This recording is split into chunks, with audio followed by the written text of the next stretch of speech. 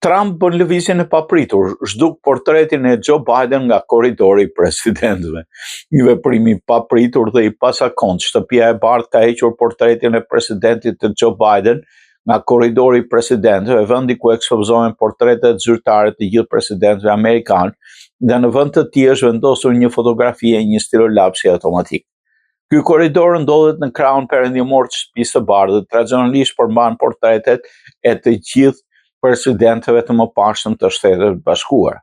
Simbolika e stilolapsit apo e penës automatike nuk është rastësore. Presidenti Donald Trump e kishte ngritur për herë të parë këtë temë muajt e fundit në mandatit të Bidenit, duke vënë dyshim nëse nënshkrimet e presidentit në dekretet dhe ligjet ishin vërtet të tija, pasi ishin identike dhe të përsëritura.